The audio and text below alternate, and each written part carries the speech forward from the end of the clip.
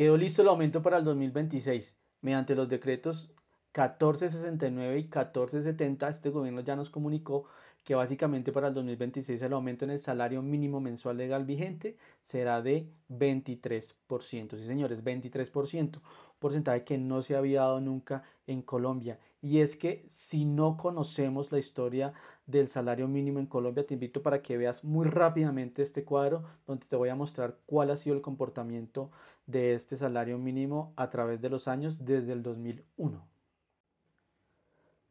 Vamos a ver rápidamente en este cuadro el comportamiento del salario mínimo desde el 2001. Como vemos aquí en esta primera columna, este es el salario mínimo para el año correspondiente. Pero vamos a centrarnos en la columna H, donde vamos a ver el aumento del salario mínimo para cada año. Como se dan cuenta, en el 2001 hubo un aumento del 10.29% y digamos que ahí se mantuvo por debajo de ese ítem.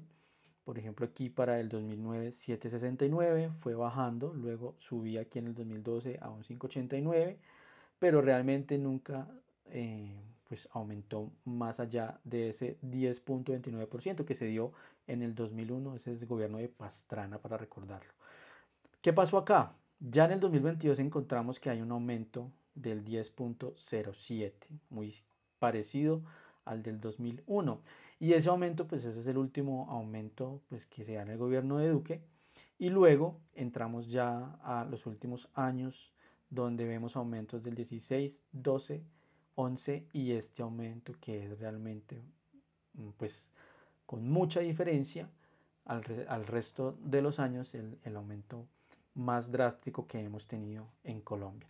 Pero todo eso tiene una correlación con respecto a la inflación.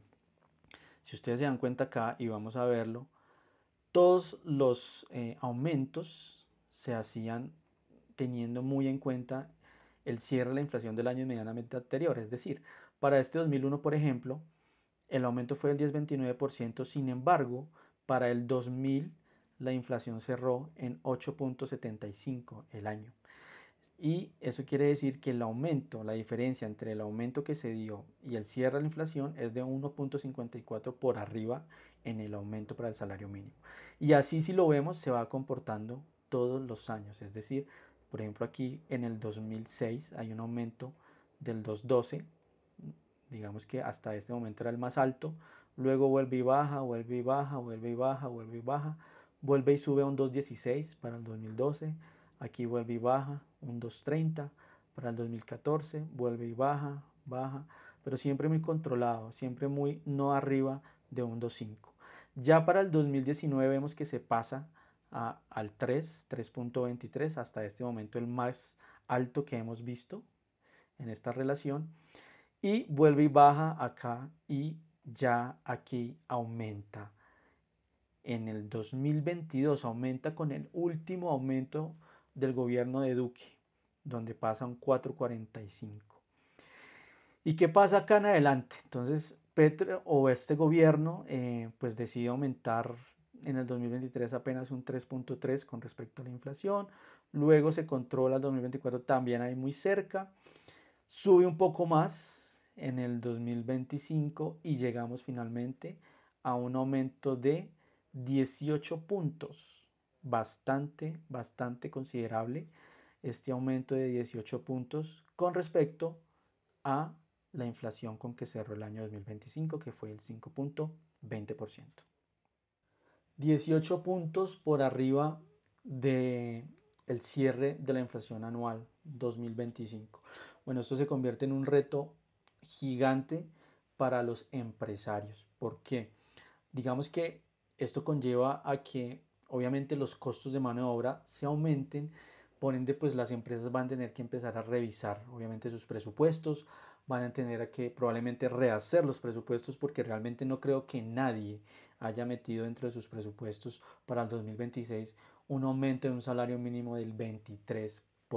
Yo creo que nadie ni ningún empresario se lo imaginó, a menos que estuvieran muy cerca del gobierno. Entonces eso quiere decir que hay que empezar a rehacer presupuestos, hay que empezar a priorizar dentro de esos presupuestos los gastos.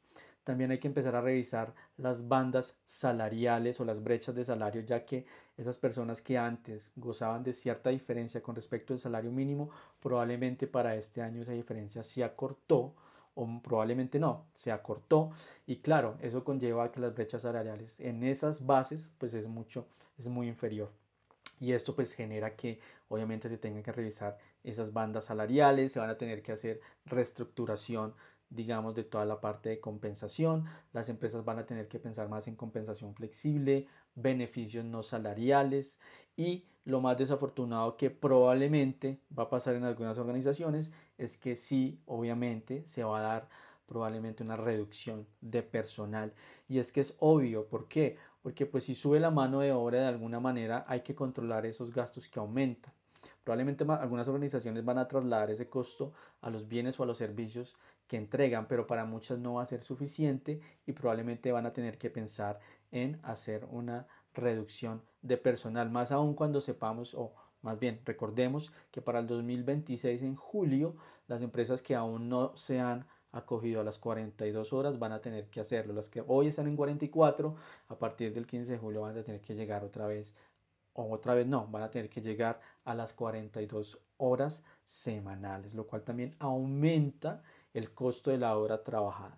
Entonces, la verdad, este año se ve un año bastante complicado para las empresas, es un reto muy grande para las organizaciones, no solo a nivel presupuestal, a nivel de costos, sino también a nivel de liderazgo, porque esto va a generar una cantidad de situaciones dentro de las empresas. ¿Por qué? Por ejemplo, muchas personas que hoy estaban en un salario por encima del mínimo, digamos que tenían esa ventaja de que respecto a otros compañeros ganaban un poco más del salario mínimo, probablemente, y va a depender mucho del tipo de empresa, en el 2026 probablemente no van a recibir un aumento salarial.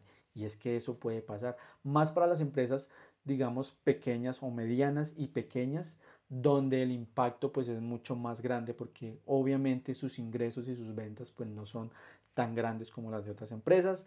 Probablemente la informalidad también se aumente porque para estas pequeñas empresas y medianas, que son prácticamente el 80% de las empresas del país, pues va a ser mucho más difícil poder generar vacantes o posiciones con ese salario tan elevado. Además, recordemos que también de la mano del salario mínimo, pues hay otros costos que aumentan por fuera en la canasta familiar, como temas de arriendo y otros costos que van directamente relacionados, como subsidios de vivienda y demás, con este aumento. Entonces, si por un lado hay que aplaudir que de cierta manera a nivel internacional Colombia llegó a un salario mínimo, por decirlo, más decente de lo que había tenido en otros años, también es cierto que el aumento no se explica cómo puede aumentar de un año para otro 18 puntos por encima del cierre de la inflación del año inmediatamente anterior, y por qué no se hizo más bien de manera organizada o diferente para que el impacto fuera mucho menor.